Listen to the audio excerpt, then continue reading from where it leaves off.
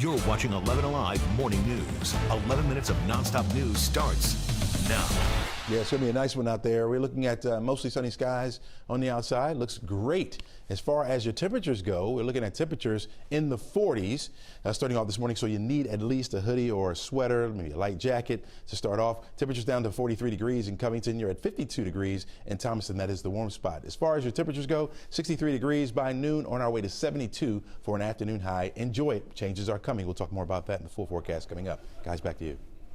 This morning, students at Norcross High School will see more security. It is one of the changes after a student was shot near campus. Molly Oak is there.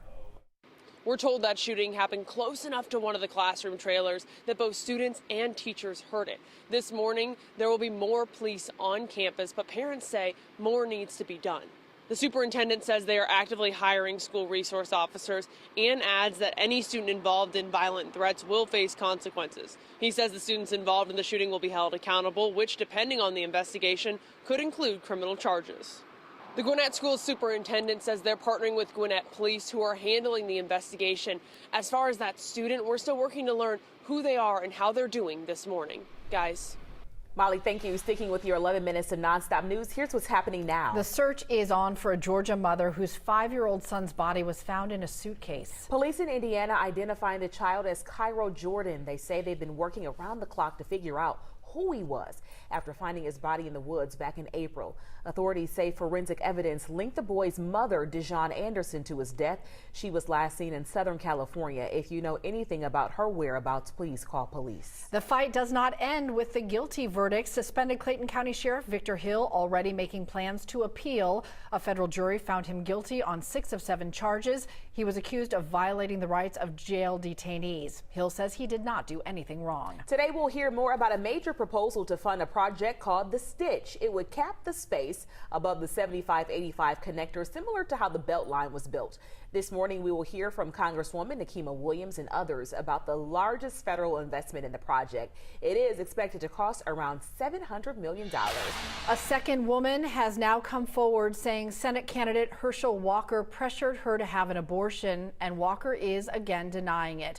Walker is locked into a tight race with incumbent Raphael Warnock. Jerry Carnes has the details.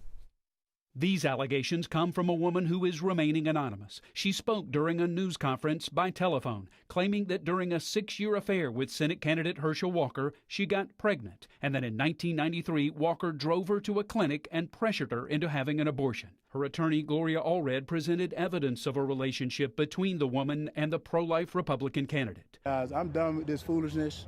I've already told people this is a lie. Walker vehemently denies this allegation as well as a similar claim made by a woman earlier this month. Polling taken since that first claim shows a tight race between Walker and his opponent, incumbent Senator Raphael Warnock.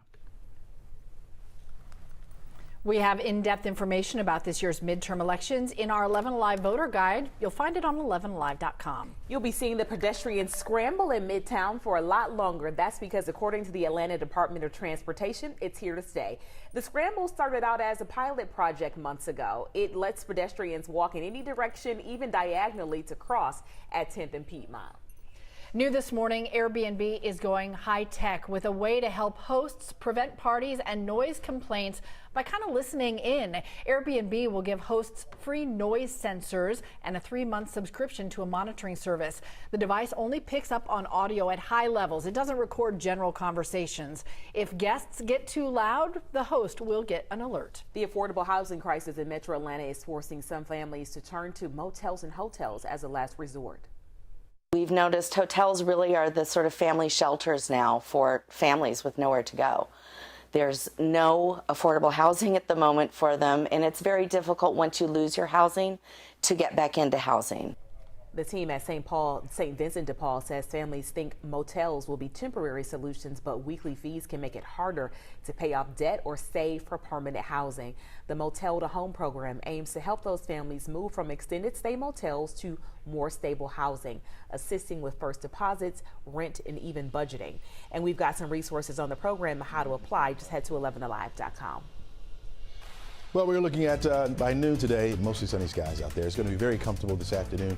63 degrees will be our temperature by noon, going up into the low 70s for highs today, right around 3 o'clock when the kids are getting out of school. Expecting that temperature to be at 70 degrees, go up to 72, and then come back down into the 60s, right around 69 degrees by 6 o'clock when you're driving home. It's again under mostly sunny skies, so break out the shades. You may need them. Winds will remain light all day. You've had a busy morning. You hungry? Yeah. Peanut butter cracker? Oh, Give that man a snack. He's earned it. Today's show is next. We'll see you back here tomorrow morning. Peanut butter crackers. Yay!